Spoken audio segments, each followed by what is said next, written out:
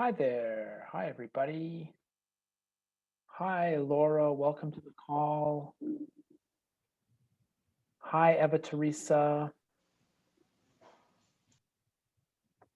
How are how are you, Laura? I think you were the first person here, Laura. You get first place today. Yay! Lucky me. Sally is our community manager. Sally, we should have a prize for people who get here first. What do you think? I think we should, definitely. It'll be so fun. We love keeners. That's right. I'm just going to stay on mute for the most of the time because I have 3 kids and they're not quiet. So Okay, sure. Yeah. But thanks for being here, though, Laura. We appreciate it. No worries. No worries. I'm excited to be here. Great. Nicola, welcome. Glad to see you. Good day, good day. Gee, Laura, kids that aren't quiet, I don't know. Doesn't seem normal. Hi, Eva Teresa. Thank you for being here. Hi, how are you? I'm well, how are you? I'll just take my phone. Come on, buddy. Hi, Teresa. Hi, JP. Thank you for being here. How's it going? I'm well, thanks. I'm having camera trouble, so that's why I don't have my picture up. Oh, okay, great. Well, thanks for being here. Hi, Eugenie. How are you? Hi, how are you doing, JP? Great. Your office looks wonderful. Like there's so much sun. They have quite a bit of color. Oh, I love it. It's great. Hi, Danielle. Welcome. Hi. How's it going? Good. Nice to see you. Nice to see you too. And everyone. Okay, and we've got Kathy that's here. Hey, Kathy, welcome to the call. Hope you're doing well. And Jennifer, thanks for being here as well. Nice to see you. Hi. Hi, Kathy. And we've got Nanette that just joined. Nanette, thank you for being here.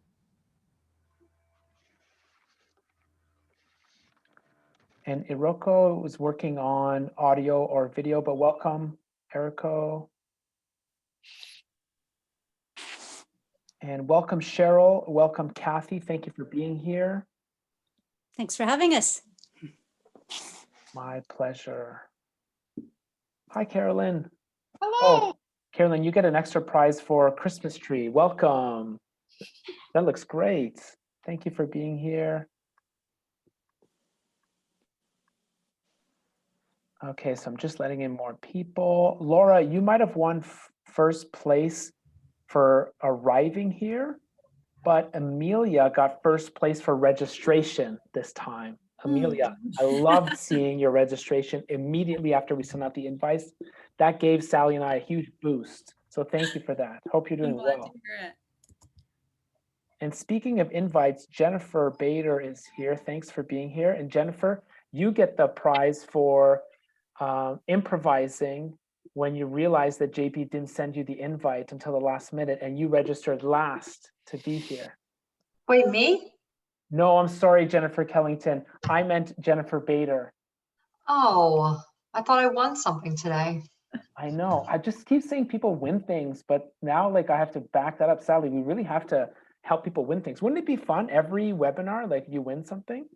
Yeah, I love Everyone's that idea. nodding, so I mean that's you can't really go back from that. So we'll have to figure out what that is next time. But I'm sure we can come up with something. And Jennifer, what I meant to say by that was thank you for registering and for being here, for finding the link.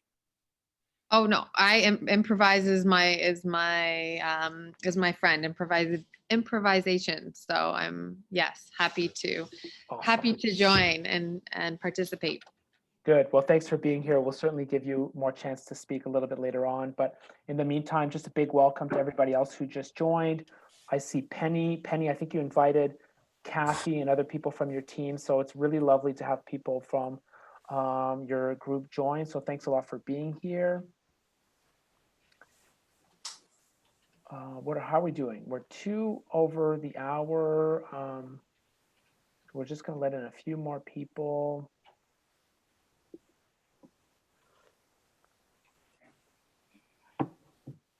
Hi, Sabrina. Welcome. Thanks, JP. Great to see you. Great to see you too. Hi, Sabrina. Hello, Sally. Matthew, welcome to the call. Nice to see you. Thank you. Nice to see you too. Hi, everyone. Hi.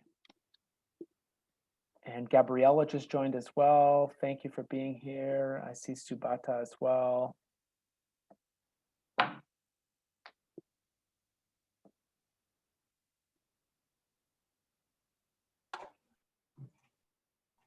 Great.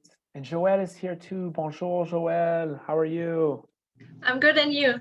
Great. Thanks for being here. I'm thrilled that you're here. Academos represent. Oh, Eleonore, I didn't even see you there. So Joelle and Eleonore are here from Academos.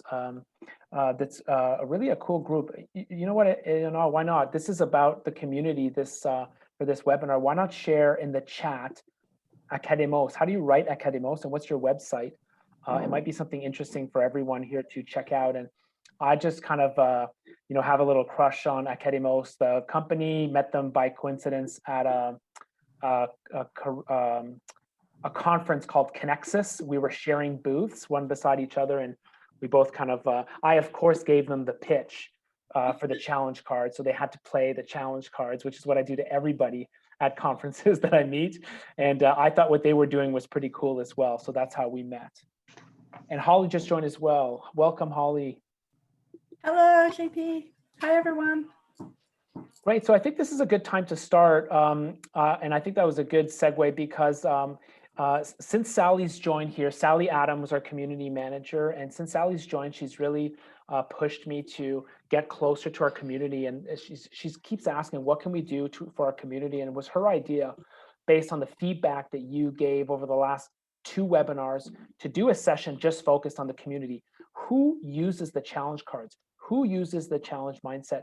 So we thought we'd do a session exclusively on that. So Sally, did you want to say hi? Yeah, hi everyone. I'm really excited to get to see you and to get to chat with you all today. I've had the opportunity to meet a lot of you already, so I'm really excited for this session. I'd love to give a big welcome to anyone that's new in this session. If there's anyone that's new, could you raise your hand or perhaps say it in the chat? I'd love to give a specific big welcome to all of you. Awesome, thank you so much. Yeah, big welcome. I think this is going to be very fun. Great. Okay, awesome. Yeah, thanks for being here. So, hey, Ali, are you new too? Great. Well, thanks for being here. It's lovely to have you all. So I shared with you in the chat a slide deck that I'm using. I know some people like going directly into the slides. Could you click on those slides in the chat just to let me know if that works for you? If you're able to join me, I just want you to have that as an asset so you don't feel like you need to take notes during the call. And that's the deck that I'm going to use to get the session started. So in the spirit of community, I would love for you to share in the chat your name, the organization you work with, and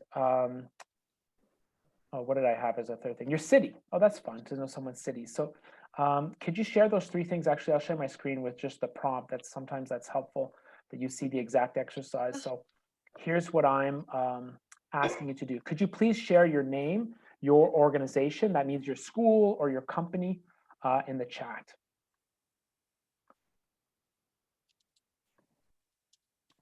Okay, let's see here. Amelia, you were first again. That's very quick. Well done.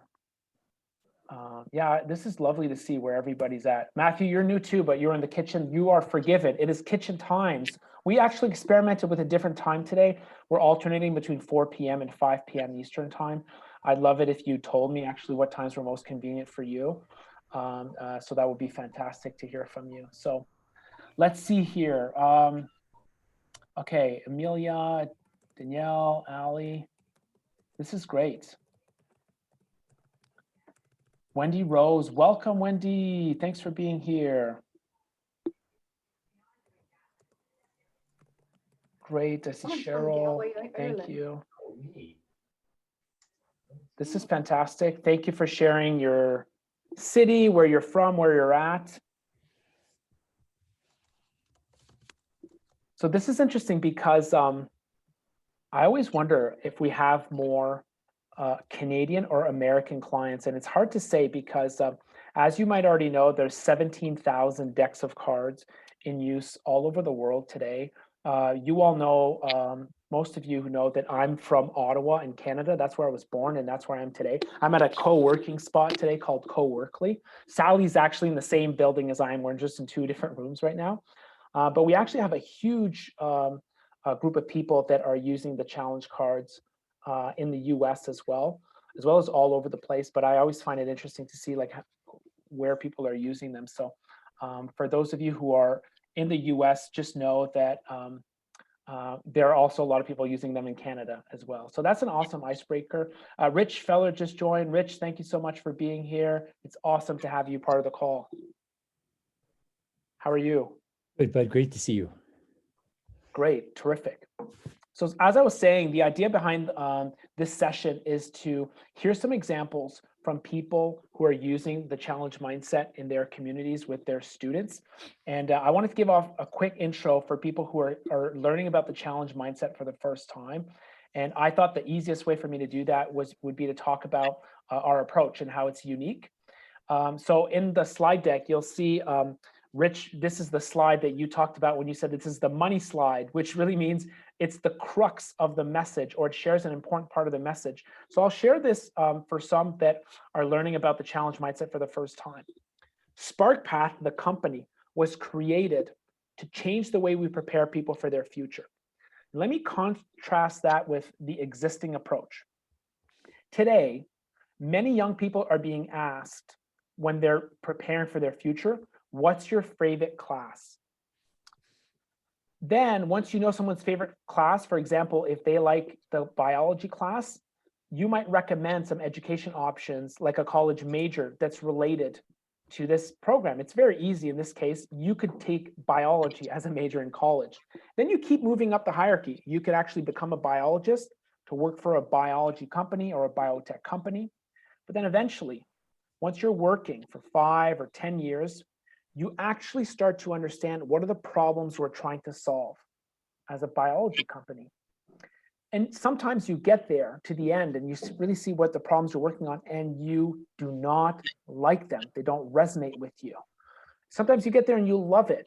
There's just so much chance using this approach. The challenge mindset invites you to flip the model, and it asks, what if you started with challenges first? You let people explore inspiring, exciting, important challenges that exist in the world of work. There are so many that exist, right? And then you help them work backwards to find companies working on those challenges, the people who work there, what jobs they have, and what they had to learn to be able to do that. Then this connects them right back to their day-to-day, so they understand, well, why am I in school in the first place? Well, you're here to learn something important that will help you work on a challenge that you care about. So that's my introduction to everyone who's new about the challenge mindset. I find that's a useful way of sharing it with this flipped model approach. And I actually wanted to find out who's on this call beyond just asking you which city you're in and who you're working with. So I'm going to try to experiment with a Zoom poll, and I'll actually get to ask you which group best describes you. So would you mind taking a second to tell us, are you working in K-12? Higher ed, like a college, university, private practice as maybe a career coach, for example.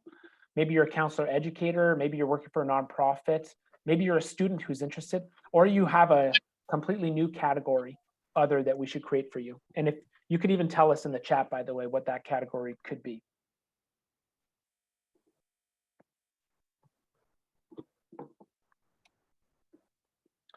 Let's see, so far higher ed, that's where we're highest. Oh, it's not even close. This is great. Okay, good. Well, we've got some clarity on who's here during the call. And just so you know, that it's actually used in several different places, in K-12, in higher ed, in all these different places. It's good to see this level of interaction, though, with people from colleges. So thank you for sharing that. What I wanted to do next is I invited Jennifer Bader, who was one of the first people to adopt the challenge mindset, start experimenting with it with her students at the University of Western Ontario. One of the parts of Jennifer's story that I liked is how she was able to take the idea of the challenge mindset and the challenge cards, and she used it to solve a specific problem with a specific event, an employer fair that she was hosting. So I think she has a really unique take on how to use them. And I just wanted to give her a chance to say hello. I don't really have any expectations for what she should say or shouldn't say when she presents, but I just thought, here's a great person that can talk about their work. So Jennifer, thanks for accepting the invitation. And I'd love to hear from you just for a few minutes about what you're working on. And then it'd be great to have a pause where we can ask people in the community what questions they have for you about what you said, about your ideas, maybe about the fair that you're working on. It'd be great to get their take. Great. Thanks, JP. And I think one of my colleagues at least is here, Teresa, who's doing some challenge card work at Western as well. So she can jump in if there's anything that I've missed. David might be here as well, but I can't see him. JP, do you mind if I share my screen? Yeah, I'm going to give you the power to do that. Oh, I think maybe I do. Maybe you have that. Yep. Yeah. Okay, great. You see this? Yeah. Yes. This webpage. Okay. I thought it's probably, I'm such a visual person. I always think it's nice to show as I talk. And so JP kindly asked me to share some of what we're doing here at Western. And while we introduce the challenge cards in our individual one-on-one meetings, I think that's the most natural, like that's the easiest way to get started. It evolved into an idea where we thought, why not change the way we set up our career fair or job fair to help students navigate it from the challenge perspective. I don't know if your institutions are anything like mine, but we often hear from students, the job fair wasn't for me. The kinds of employers that are there are not looking for someone like me. They're only looking for engineers. We always hear that. But what we know from the employers is that they're looking for a wide range of students. And so somewhere there's a mismatch in the employers and what the students are looking for. So one of my colleagues quickly changed the form that the employers fill out when requesting to come to the fair, and she listed all the challenges and she said, please identify which challenges your company is working on. We should have given them some limits, like 3 to 5 maybe. Some of them put like 8 to 10 challenges that they felt they were working on, which is a conversation JP and I have since had about that's a whole nother topic of conversation, but overall it was effective. And so what we then did is once we had all of the employer challenges in a Excel file, essentially, we then did the promotion to students where this was essentially what the promotion looked like. We framed it instead of, what do you want to be when you grow up? What challenges do you want to work on? Directing them to the fair. And then we directed them to the challenge card process. So this is to log in, this is their code, this is what then they come back. And then what we did was we outlined all the challenges. And if you click on the challenge, if I'm a student, I can see what companies coming to the fair are working on that particular challenge. And so it was really neat from a student's perspective because they could be on their phone at the fair navigating this list. And then there used to be a map that was here that showed all the employers at the fair and where they were actually where their booth was physically located. And it also showed us gaps in our recruitment, which is really useful from an employer relations perspective, because what we realized is we had nobody for some of these categories. We weren't bringing in employers. And maybe we were oversubscribing to certain categories. And so really useful, rich data that allowed us to collect. At the end here, some sample conversation starters for students, how to approach employers and ask them about the challenges. And these are just some ideas that came from some of JP's resources that he makes available to everyone, which are fantastic. So that's one way. We're moving to a virtual job fair this year, and I actually have a meeting tomorrow to talk about what does this look like on the virtual stage. We haven't fully decided that, so that's maybe an ask of you if you have ideas, or for me, I'm not entirely sure how we'll move this into the virtual platform, but it's something we're thinking about. And then before I finish, I wanted to show one other thing, because I've mentioned before that I've used this in a group setting and that we use peers to help come up with ideas.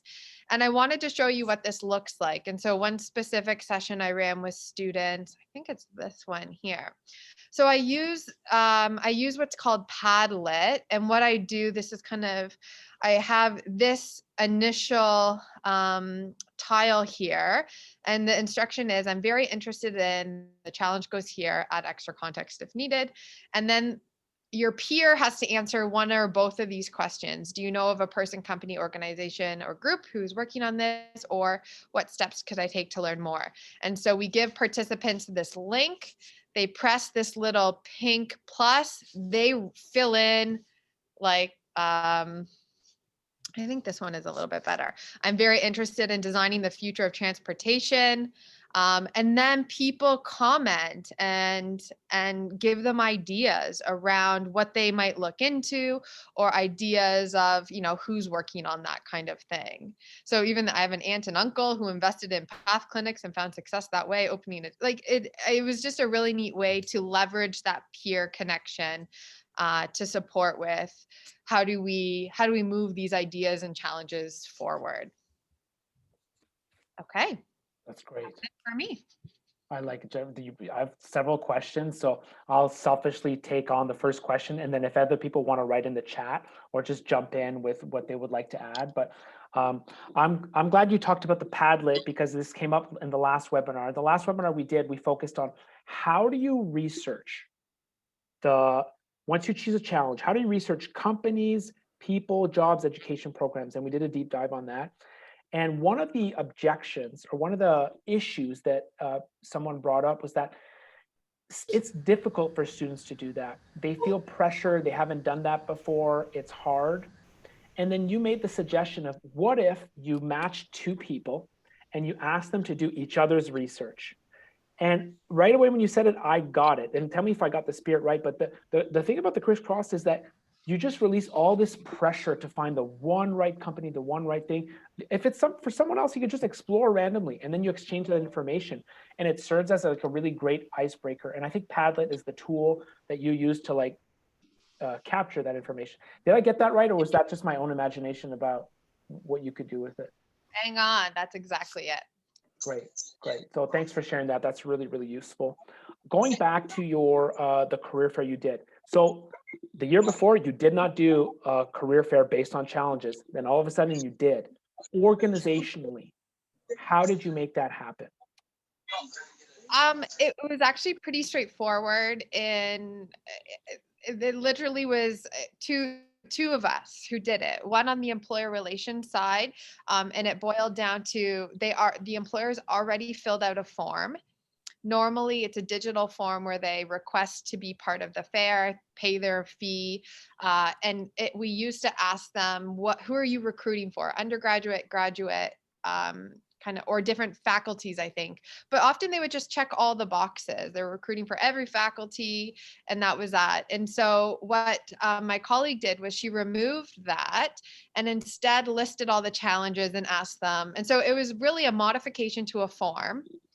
And then I did the website side of it. I put the page together and organized all of that. And then as the employer forms came in, she would just send me an Excel file saying, here's the employer, here are the challenges that they say they're working on. And I just added their logo to the website.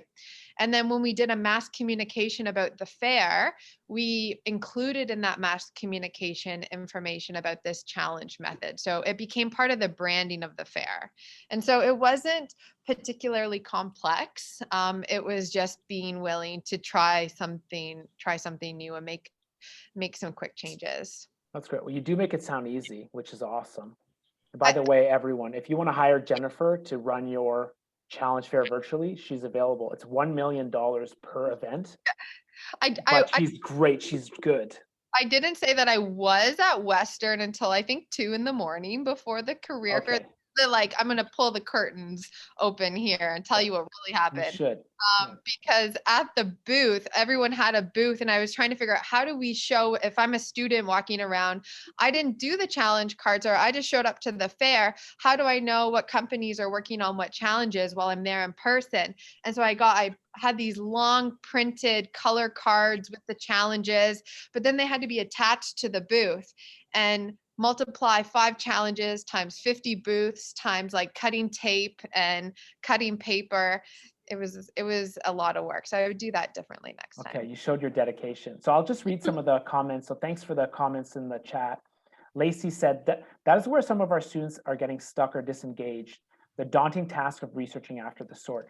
We actually dedicated the entire last webinar to that, Lacey. So I'm gonna make a note to send that to you. So you've got the link to that, just so maybe that's a place where you can explore a little bit. We certainly didn't solve it, the whole thing, but we shared all the best practices that we've got until now.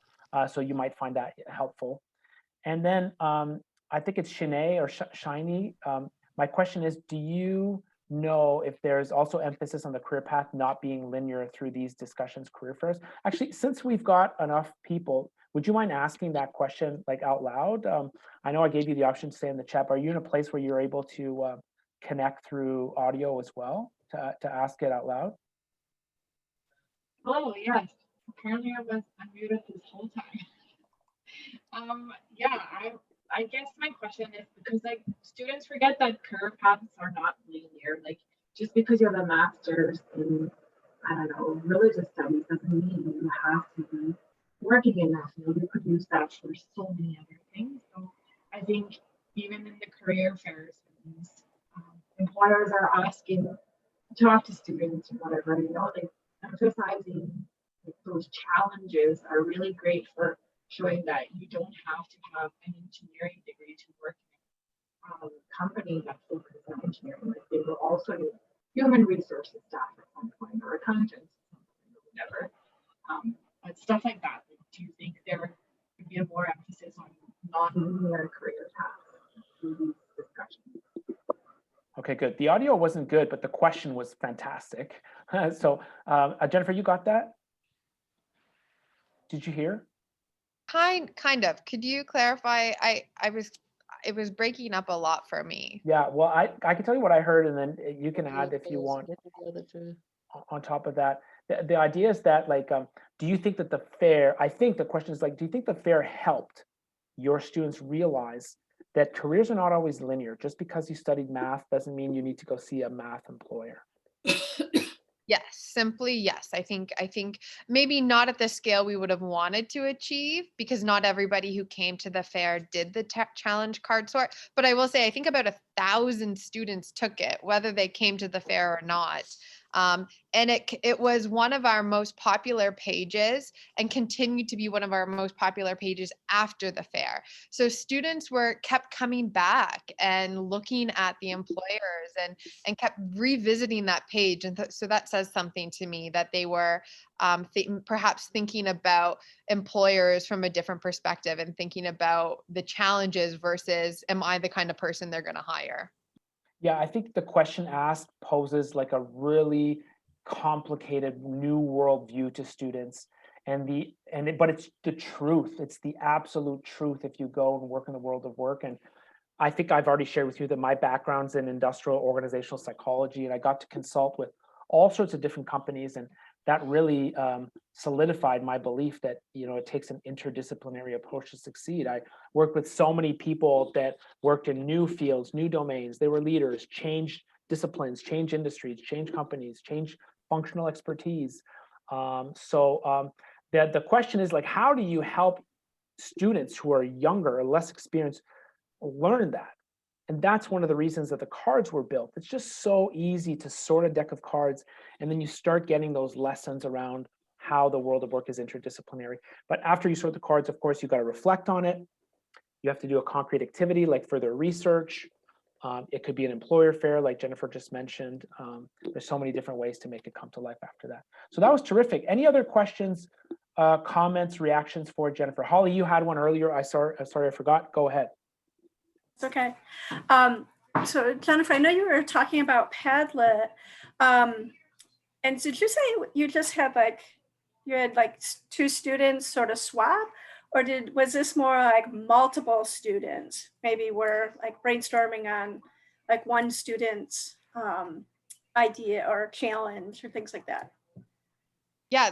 Great question. So it was multiple students. So it was a digital version. It was a digital format. So we were on a Zoom call, and what we did was, I think there was 200 plus people, and we assigned people by last name, like A to B, you're in room 1, C to D, you're in room 2.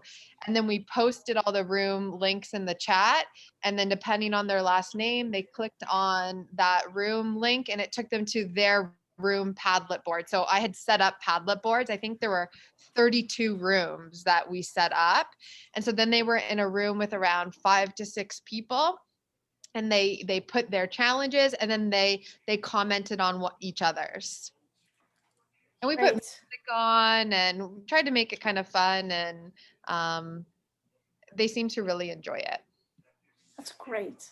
Okay, thank you. Thank you.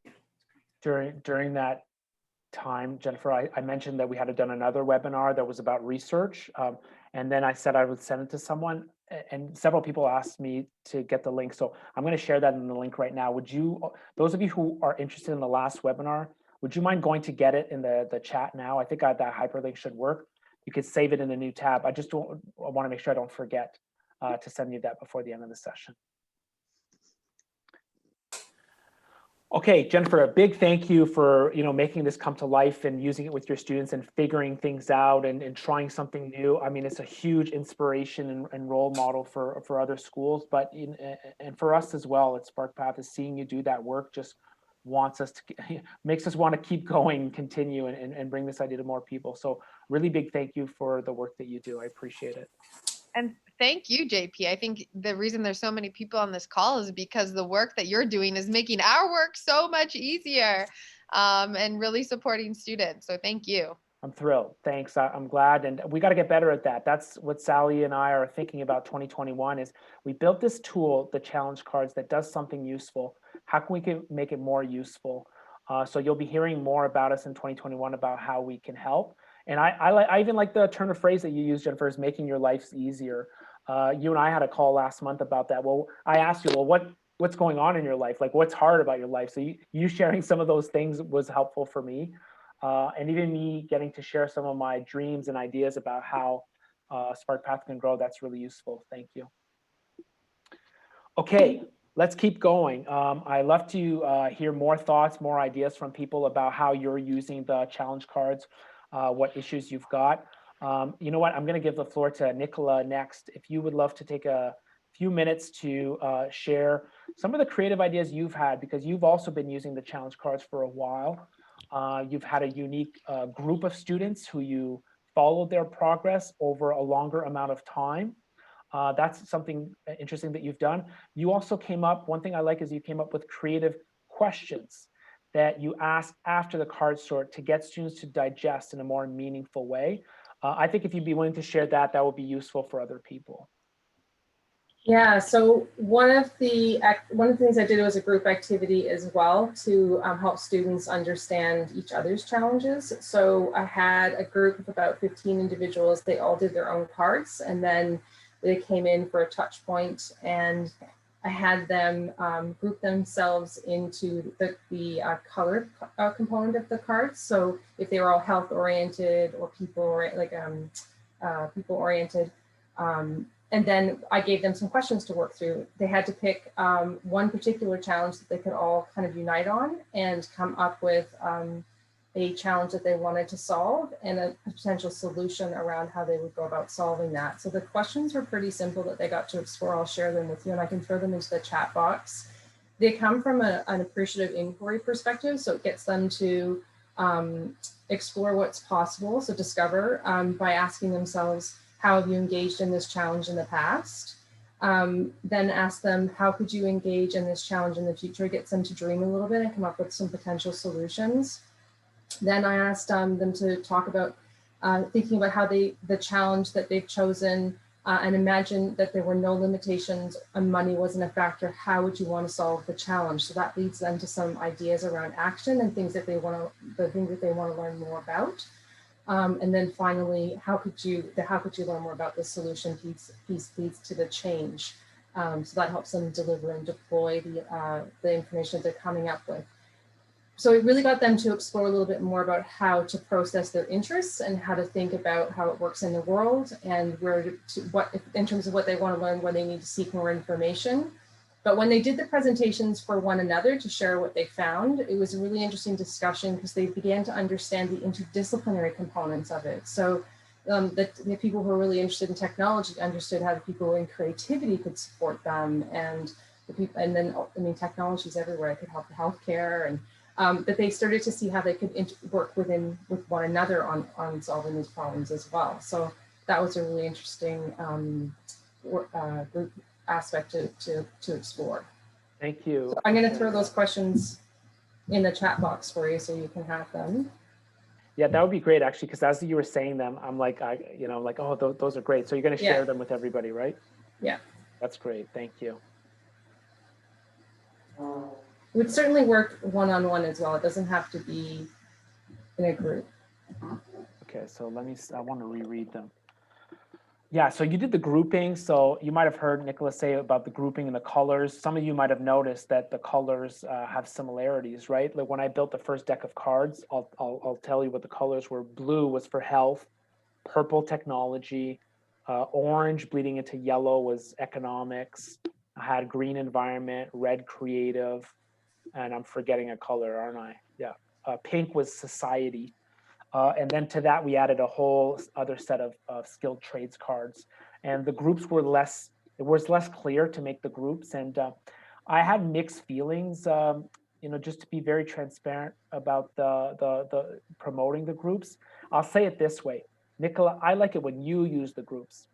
But sometimes I've seen the groups misused.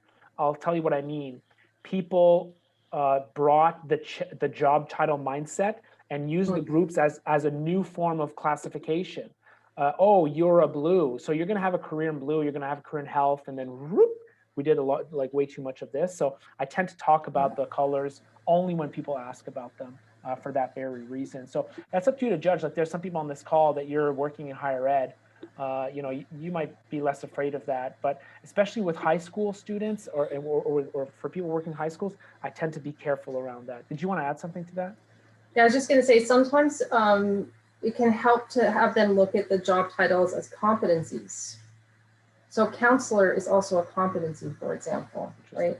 And so it can be a component of your job. And there's a lot of jobs that have hybrid components to them, right? So if you're seeing yourself in teaching, it's not necessarily in front of a classroom, right? We're sitting here on Zoom together teaching one another about how we're exploring these ideas, right? So there's lots of different places that you can use that competency and still be able to use your teaching muscle. Yeah, that's really good. Jennifer, I want to get to your question, but there was another idea that Holly brought up. Holly brought up like a classic idea that we would love to do. It's this. Add a blank card. I'm not even going to explain that. I just want to see if you know what that means. A lot of people are nodding. What does it mean? It means we don't pretend like we created the dictionary of challenges. We just created a validated tool, validated because it's been used by thousands of people, user experience feedback over 4 years about content that is engaging, representative, that students can connect to. That's what the challenge cards are. The fastest, most powerful introduction that we can make so far to the challenge mindset. It's not the dictionary of challenges that are out there because there's so many, right? And part of the message is that there are going to be new challenges that we haven't even discovered yet that young people will work on. So Holly's idea is to double down on this message in a very unique way, which is show students a blank card and let them create their own challenge card. I've actually suggested that as part of facilitation materials, especially for people who are doing a longer session. I love that idea. In the digital format, that's an incontournable, which means like there's no doubt in our minds that we will do what you just said, Holly. It's just about what's the right format, what's the right timing to introduce that. I would love to do that because then so the flow is you acquire the challenge mindset while having fun, picking something you like, and then you get to take action on it by creating a new challenge card. I saw this in action really early on when I first launched the challenge cards. Imagine the first day I brought this into a classroom and there's a young woman, I don't know, 16, and she said, I've got a question. What? You forgot one. And I was like, what? Like, I forgot. Imagine the pressure. Like, the whole point of today is like, I want this to go well. I want students to like this. And she said, you forgot one. In my mind, I'm like, do you know how much research I did for this? Like, do you know how many, like, who are you to tell me this? You know, I'm joking about it, but in that moment, I kind of how like I froze. But you know what? She was right. I don't even, I was so panicked at the time. I don't even remember her suggestion. I wish I would remember her suggestion, but whatever it was, she was right. There was another one.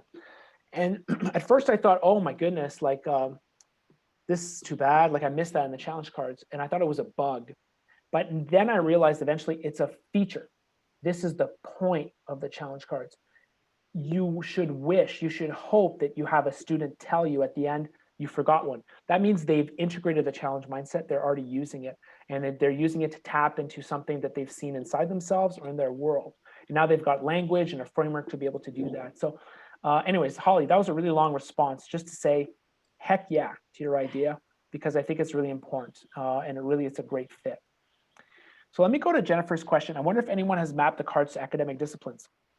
Could this lead to a misuse of the cards? Oh, you guessed it, 1, 2. It's so tricky to map out. And, you know, Jean from the University of South Florida, who also did an event that was really powerful, Jennifer, different than yours, but like a major expo based around challenges.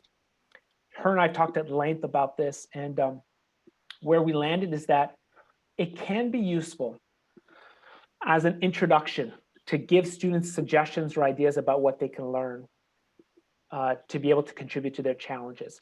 If you choose Increase Sustainable Energy, here are 3 programs at our school that can help you do that. However, it has to be really clear that there are so many different ways to contribute.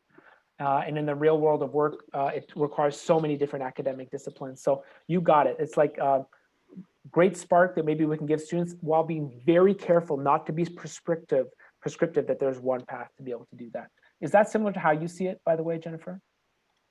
Yeah, and I ask because I imagine other institutions on the call have similar resources called the What Can I Do with a Degree In? And I see lots of head nods. And I really wanted to retire this website of ours because I just thought it was completely outdated and out of touch with what we know a degree can offer and you can do with a degree. But it turns out it's one of our most trafficked websites. And I felt really sad that it was one of our most popular websites, but it means it's resonating with students in some way. And so I wondered, how do we improve it? Do we maybe, instead of your degree leads to these jobs, it's instead think about these challenges with the degree that you have, but then could that be misused? Yeah, I think there's definitely potential for misuse, and I really believe in it's good that we're excited and we found a better way, but we have to meet students where they are. And what you said about engagement level on that website, that is the definition of meeting students where they are. That's what they know. You know, if they know the question, what do you want to be when you grow up? If they know the question, you know, what can I do with my major? We need to meet them where they are and help them transition from there. And we also know that even though the truth is, the answer is anything, that it would be a terrible answer that would not serve the people that we really want to help. And a lot of people are nodding, maybe because for the same reason that I said that I did. I've said that out loud, and I saw the face of the person in front of me, and then I realized that was not the right thing to say.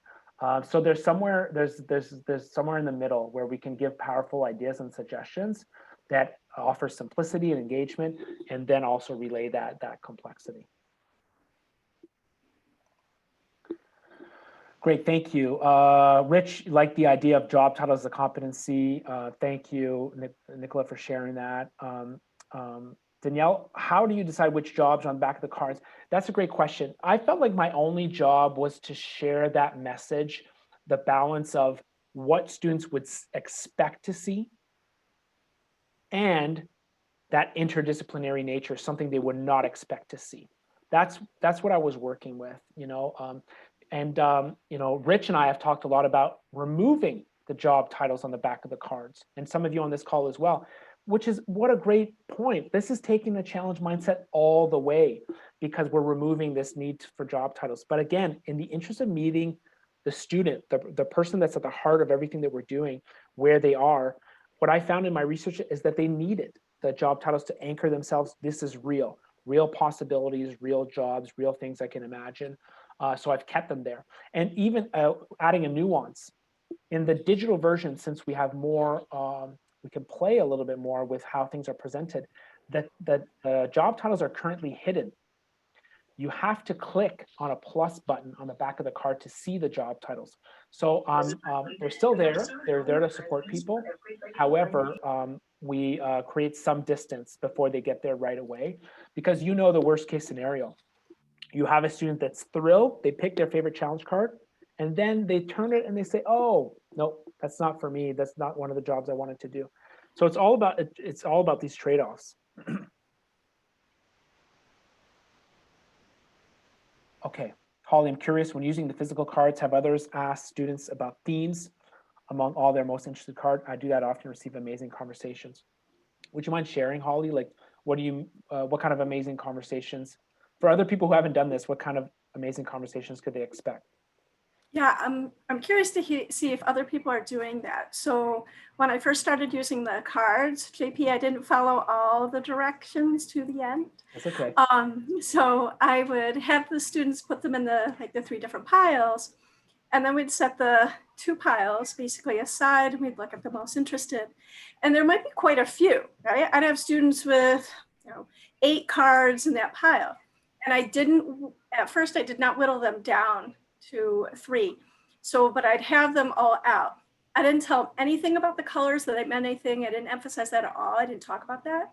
And I just said, of all the cards, do any of the cards kind of go together for you? And I said, are there any themes? And it was really interesting because every time they would pick out, oh, well, I have these 2 themes. These go together.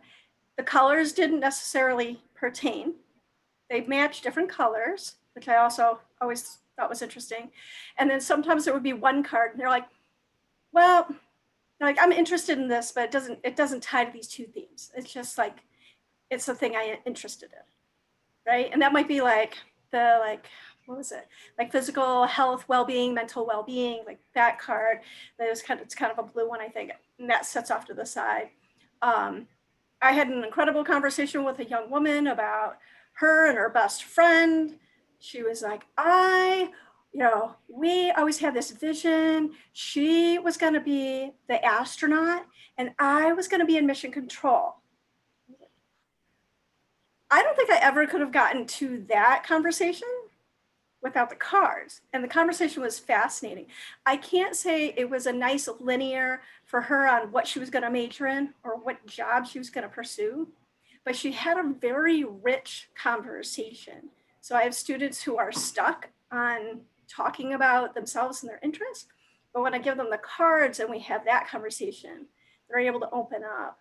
And it spurred me to think about the blank card because I had a conversation with a young man who I think he picked out the crime one, protecting society.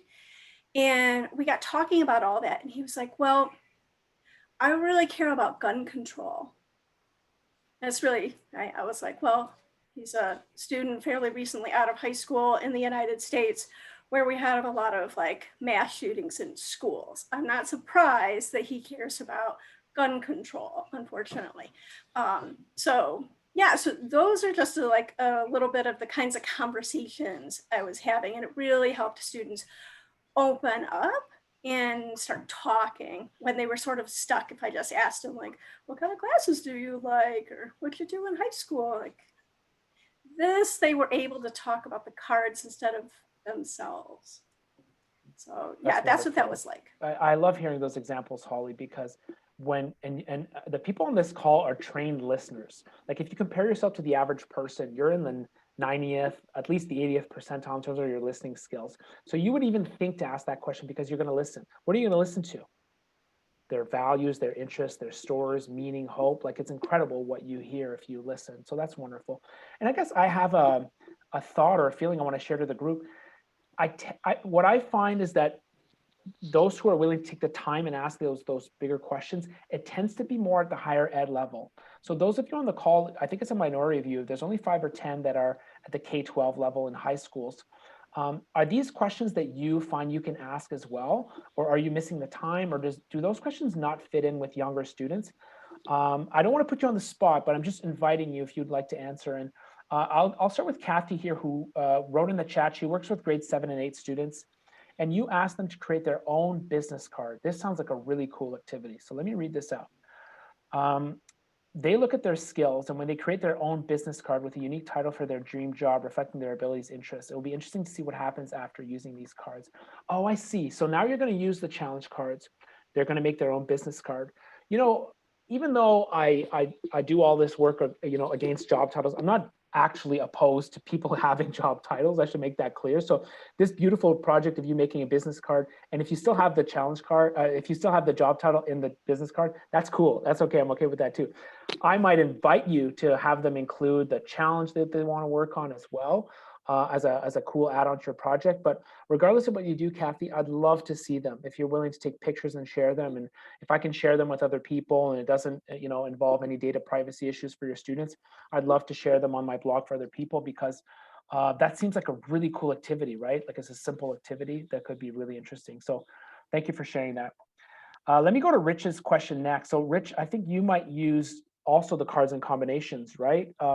Would you mind telling us how you use them in combination? And maybe you can ask that question that you've got for the group.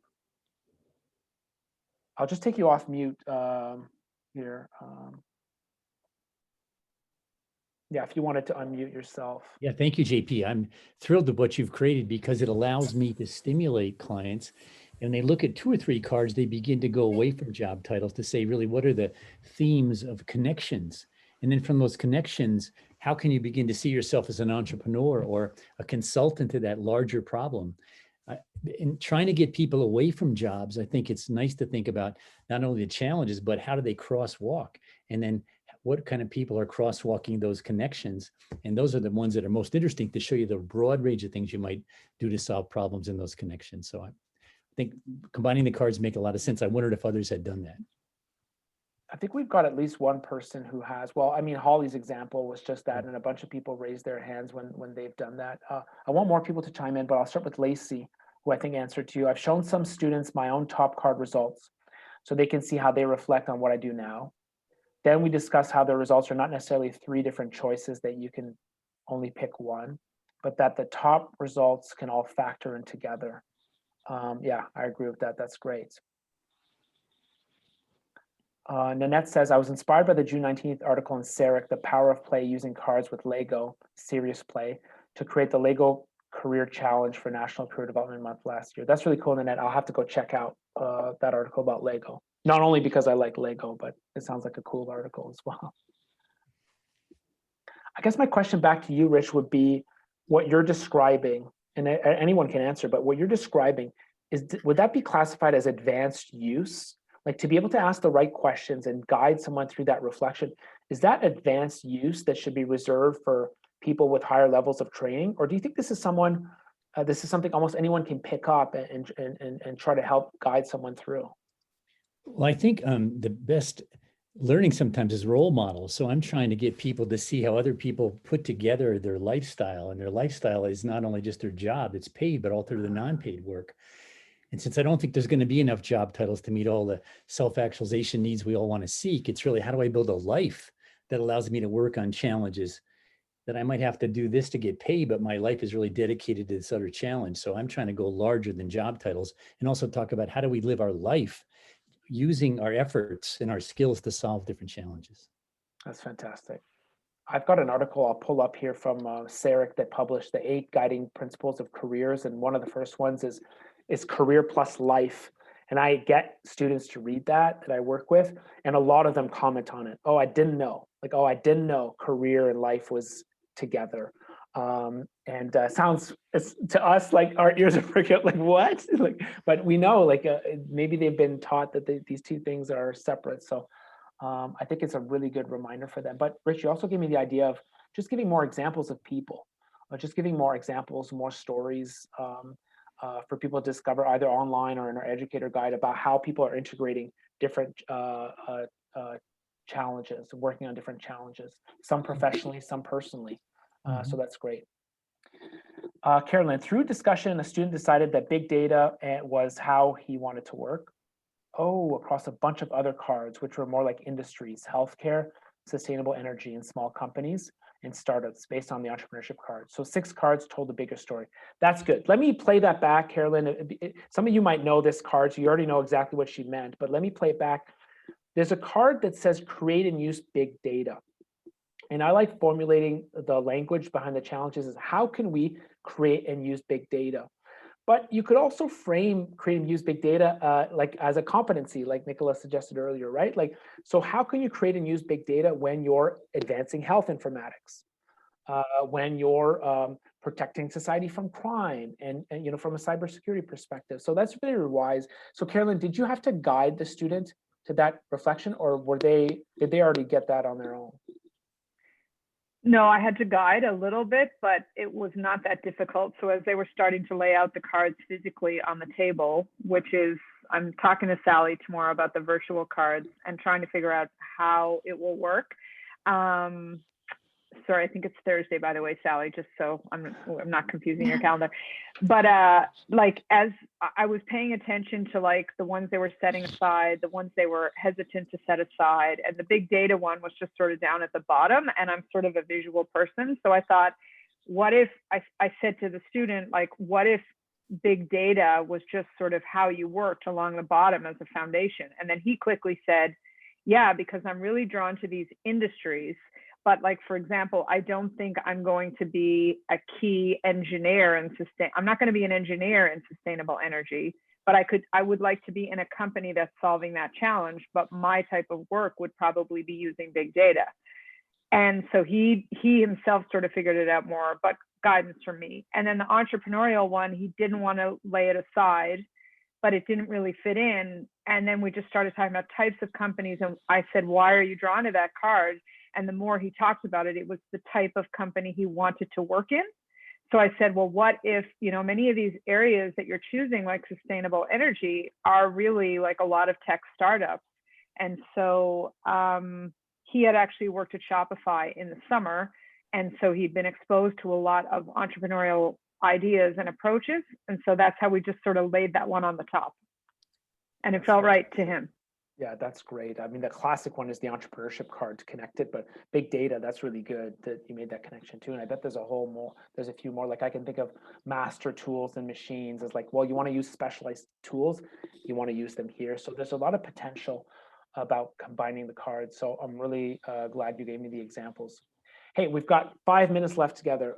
Where am I at with the chat? Oh, Rich Feller had to leave. Rich Feller, by the way, I should have said this when he was here, but he read the cards the day before I launched them at the National Career Development Association conference in Orlando, Florida, 2017. Rich was president of the National Career Development Association conference for a long time, for many years. And so he gave me advice, and he's kind of seen this thing grow from you know, an idea to now a movement of people. So I'm thrilled that he was able to join. So, okay. Final questions, comments for today's session before I've got 2 minutes. I want to wrap things up and tell you about what's coming next. But final questions, comments. Is that you, Danielle? Like, do you want to ask a question, comment? Yeah, go ahead, jump in. Speaking to something that you referenced before, which is funnily enough, conversations I've had with Rich as well and in other realms, is I would love to see what you said about even if it was on your site, for instance, a place kind of like the Padlet, but where people were putting the ideas they had come up with for either marrying different challenges or the kinds of jobs or companies that they investigated. Because I do find this, to me, working with students, and I work with higher ed, but I have teens as well. So I kind of try both these age groups. That is the biggest stumbling block, right? It's the imagining the possibilities. And the more you can be exposed to different ideas of how people have actually taken this. So for instance, when I did it, mine is creating beautiful experiences. I look on the back, I don't see one single job that I relate to. And yet to me, everything I do is about creating a beautiful experience for a student when I'm with them.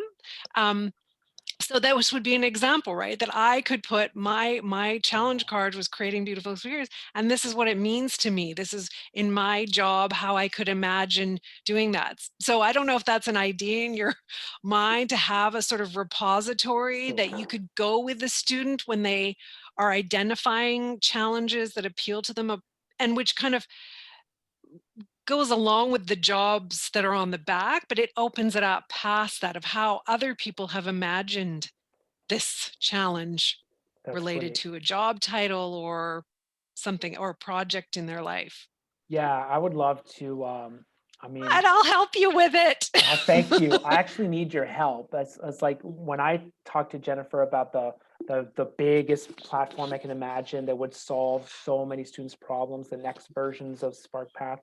That what you just described, Danielle, would be a part of it, and I would need your help to build it. Actually, I said the same thing. Oh, I'd love to. Like I need help, you know. But I would love for students to participate that, and they start putting out into the world like new challenge cards, how they would tackle them. And your ideas are fantastic. So I just got to figure out when's the right time to start introducing some of those ideas, because I would love to do that. What you just said, it's a fantastic idea. Thank you. I'm looking forward to it. Okay, great. So Nicola, you wanted to react to that. I just wanted to make a suggestion, JP, that that maybe you could create a workshop for us where we could all engage in our own challenges and have our own experience with that, which would be really helpful to connect. I actually have to admit, I've never done my own cards. And so connecting with my cards, I love the way Danielle expressed how she sees herself using creating beautiful experiences everywhere she goes, right? So having our own experience and sort of turning on our own challenge mindset really helps you connect with the process and understand how this helps you help the other person narrate their own desires and interests in the world. Might be a really useful idea.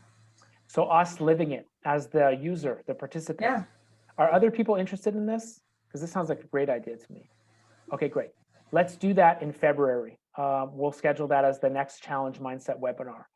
In the meantime, a huge thank you for your energy, your enthusiasm, your willingness to to bring these ideas to your students. I think you're breaking the job title mindset every time you use it with a student, and that impacts them for the rest of their lives. And these people will work for 40, 50, 60, 70, maybe 80 years.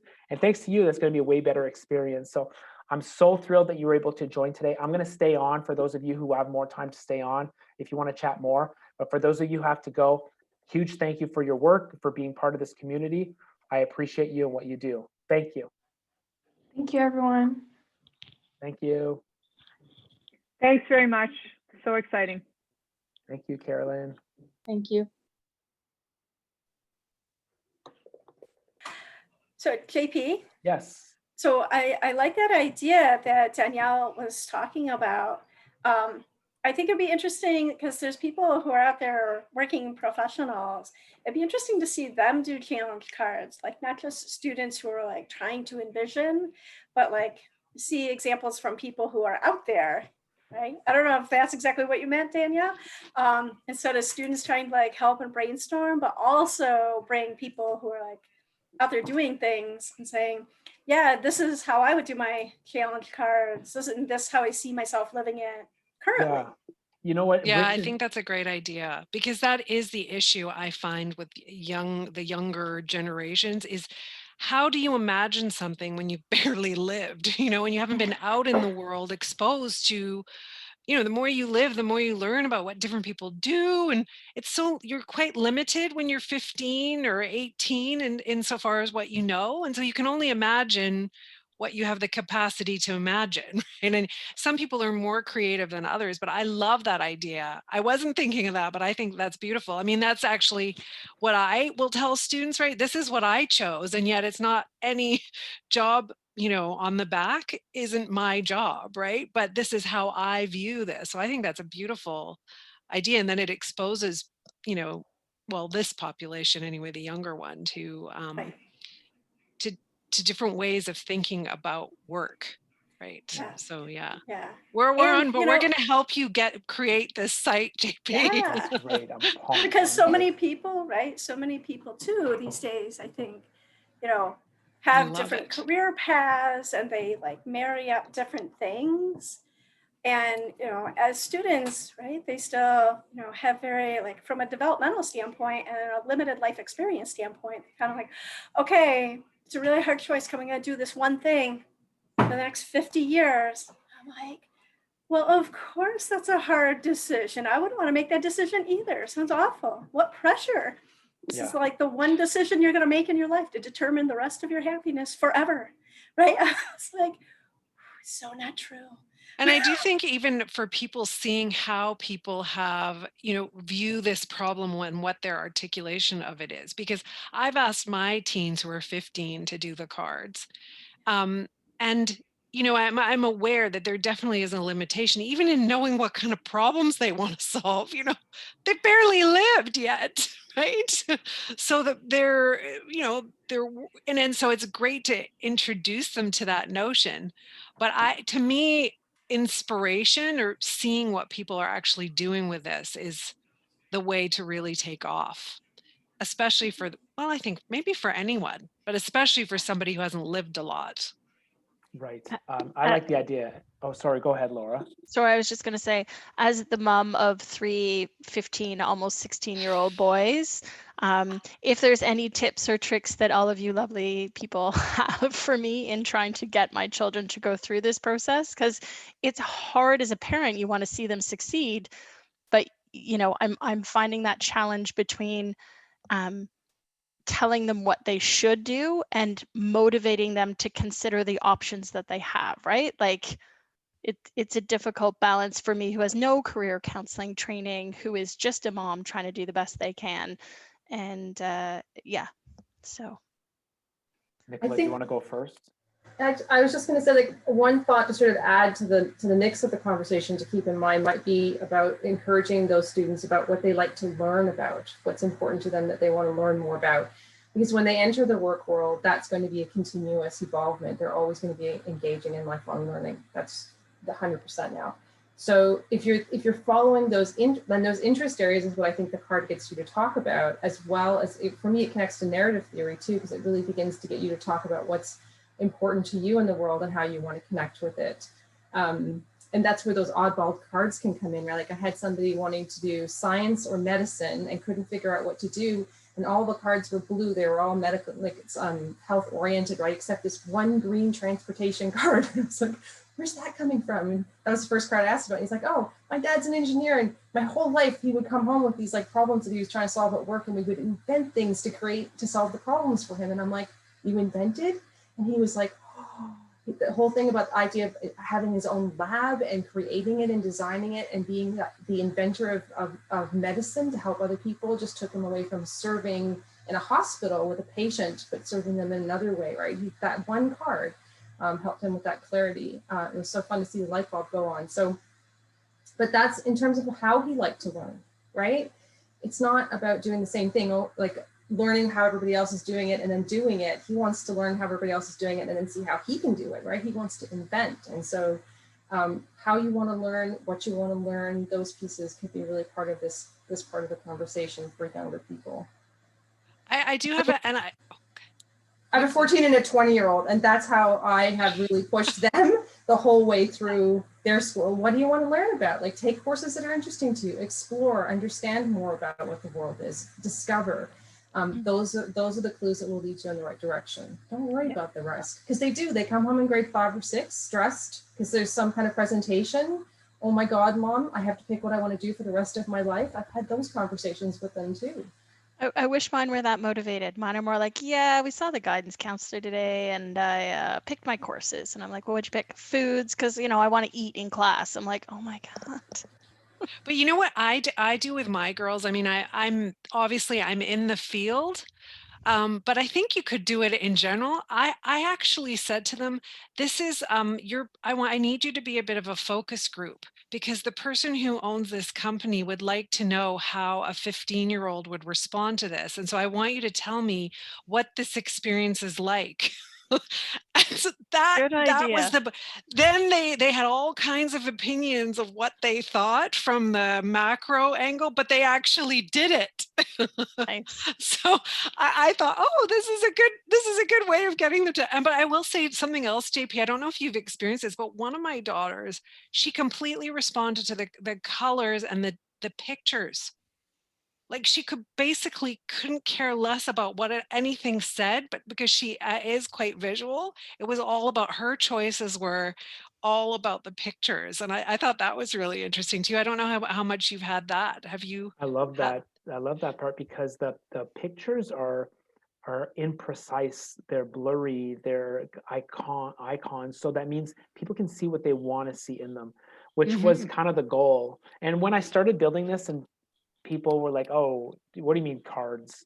Like tarot cards? And I was like, no, not my challenge cards. They're not tarot cards. And then I realized, well, wait a minute, like actually we celebrate intuition with the challenge cards because usually in career development, it's very analytical, it's very linear, right? It's very precise. There's a part of the challenge cards that's unique in that you do bank on intuition. So the example of your daughter looking into the cards, following her intuition, seeing colors or pictures that she likes, and then thinking about what that means to them, like I think we should do more of that in career exploration. There is another part, like later on, she'll have to research specific companies' problems to solve. Just why not? Like we don't need to start there, being so precise. Why not start in that more intuitive way? Yeah, love So it. Laura, I hope that helps, Laura. But so I'll let you chime in, Stephanie. But Laura, I also wanted to tell you that we have a parent ebook that actually Nicola helped me edit. That is about the 5 career conversations that parents can have with young people. So we'll make sure we'll send you that ebook. Stephanie, you That want would to add something? be fantastic. Thank you so much. You're welcome. Sally sure has my to do email. Yes, all good. Hey, everybody. So JP, we haven't met on Zoom, but I'm the one that's got the book on writing. I'm writing on the meaningful career, Backpack to Briefcase. Oh, of course. I remember. Yes, that's great. Thanks for being here. So this has been so wonderful. And hey, Nicola, we met through you, I think. I've seen Nicola's testimonials, I guess, on the cards.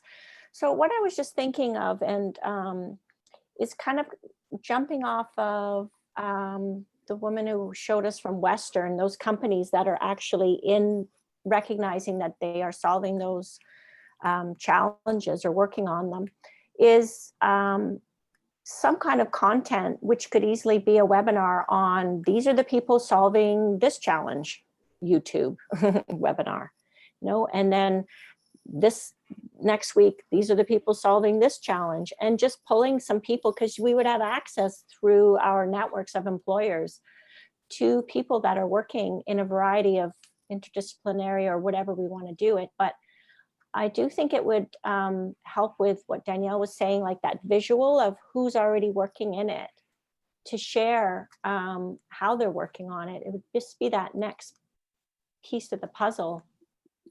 I used to work really hard. Yeah, I like that. I used to work really hard at that, Stephanie, when I was a career coach, one-on-one. I used to find like a magical person for every student, right? So they would find a problem to solve, they would find companies. I got, like, for example, I got a person at Nike. I found 12 people to message at Nike. One person got back to me. We had that conversation between, like he was a 15-year-old student, that person at Nike. It was magical. It was amazing. But it was a lot of work. So it would be cool to do something where we could share with other people.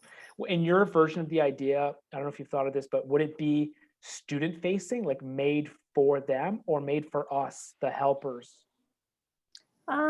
I guess I was thinking it could be both, really. I mean, we're doing career panels. Did a career panel last week in my marketing course. It's interesting for me. It's interesting for the students just to hear them solving that, but it's not framed with a challenge, right? So it would be framed in your challenge themes.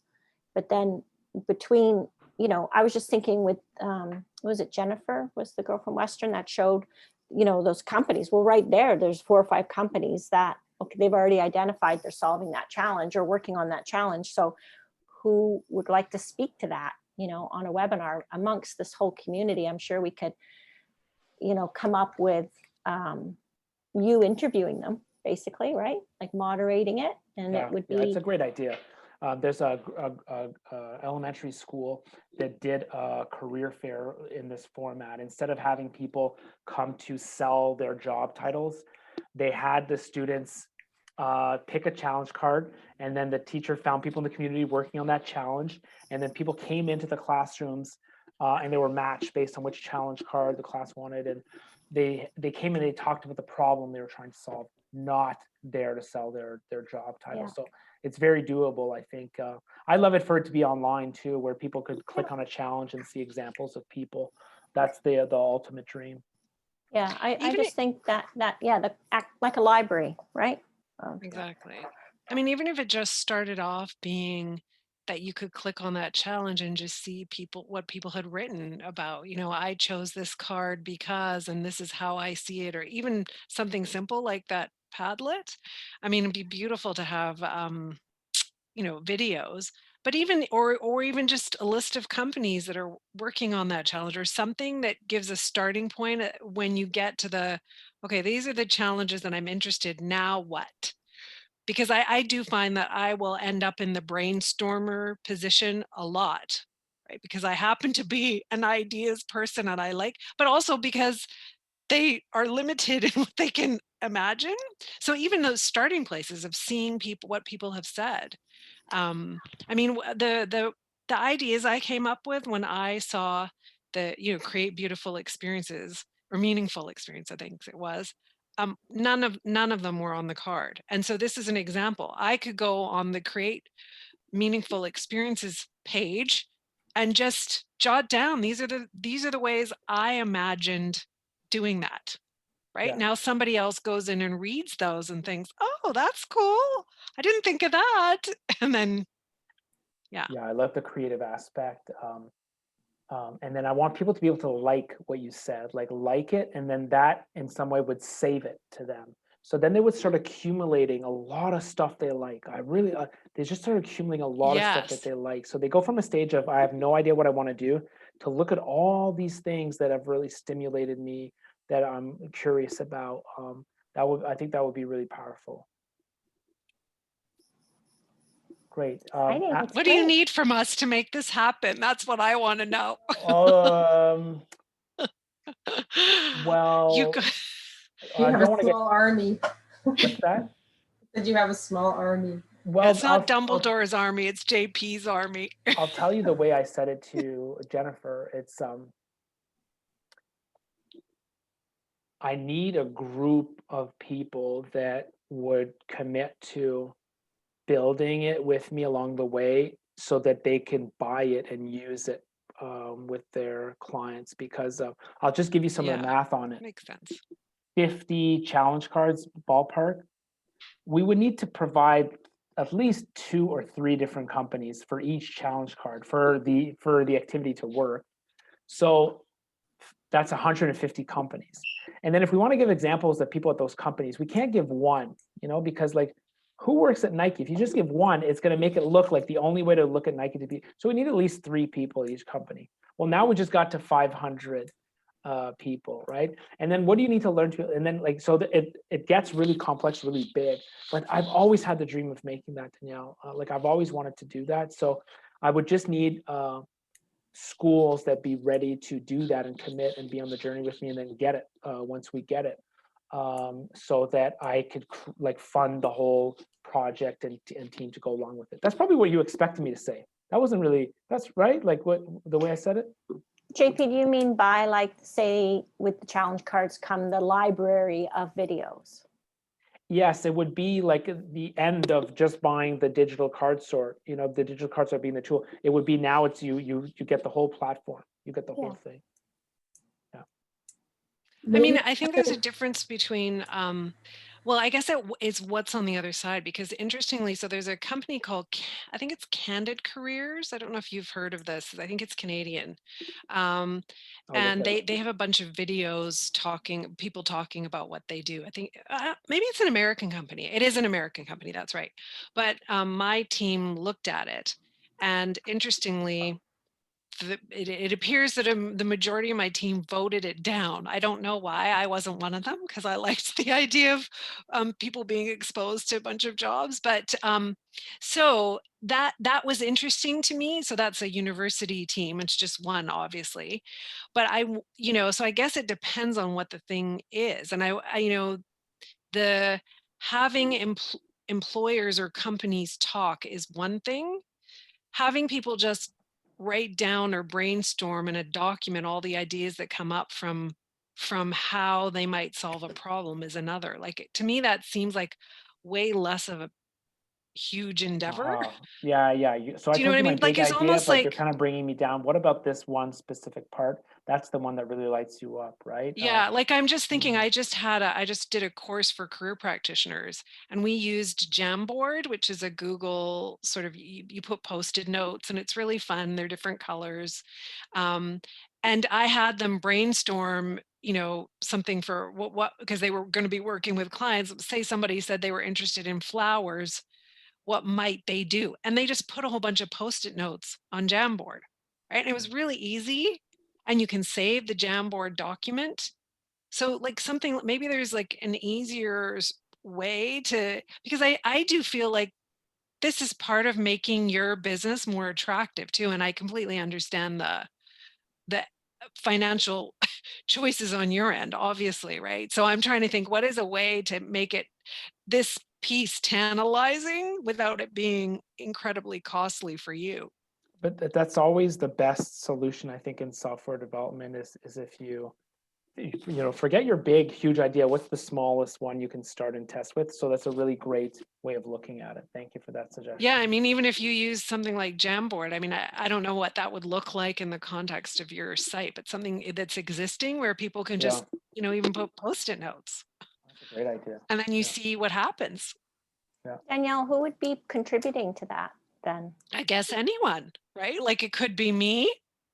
It could be, that I'm with a student and the student comes up with some great ideas and we just go on, put them up on Jamboard. It could be anyone, right? Who has the experience of the cards, chooses one or more problem, and they could say how they've married two, right? And put it in both. So I'm thinking it could be anyone. It's really anyone who has the experience of using these cards who then can imagine something. Because to me, the piece is just offering some possibilities of what people have imagined so that somebody else can, or student or somebody can take off with that and think, oh, that's really cool. I never thought of that. And all it is a little Post-it note, right? It's me saying, I imagined having a Airbnb from this problem because I really want to solve this for people, or yeah.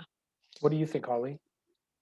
I was just gonna say, I really like that. We also, in our office, have been using Jamboard, but just internally. But I think it would kind of like the Padlet idea could definitely be done on Jamboard. And I think it would be interesting. I'm like, it'd be really interesting if so I work at a university, it'd be interesting to do an event where we had, let's say, like a bunch of employers and told the employers this is an exploratory event. Right. And they could contribute, right? Because they should have some life experiences and they could, get exposed to the challenge cards but they could contribute to like a little mini brainstorm with like groups of students. And they could be like, okay, you're all going to work on this challenge. And they could all just brainstorm ideas. And I think that would get ideas of students who might have a free mind with no life experience biases, and then people with experience who could bring that into play too. So I think that could be a really interesting event. That's just working off of what you were saying separately as kind of like a fun event for our students. So that's really cool. Allie, Susan, Lacey, you hung out with us all this time. Love it. What was the most useful part of the session for you? I just couldn't help it but to say hi. Oh boy, so many. I was fiercely taking notes throughout the whole session. JP, you might remember I have like a whole team that I'm going to be reporting back to based on today. So I was trying to make sure that I captured as much as I could to share with them. So, I mean, one of the things about, making sure not to misuse the cards by going into categorization by color or other things of that nature. I definitely foresee that there's potential for that by some of the folks on my team who do like boxes and categories and structure and things like that. So bringing that back to the team and thinking of ways to make sure that we avoid that.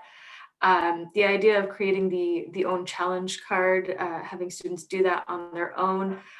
This is still a very new tool to us. So I think that's a really interesting and fun idea for us to bring now that we're starting to roll out group sessions online for this tool.